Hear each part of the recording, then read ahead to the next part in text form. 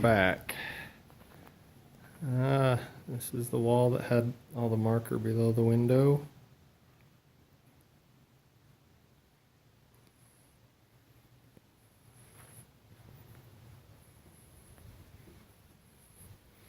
This is the room that had the two walls that were purple with lots of scuffs and marker on them as well.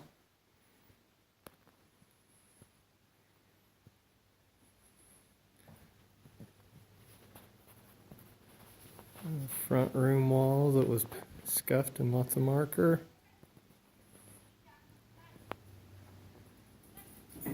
And the new fridge that barely fits the space. It's a good fit.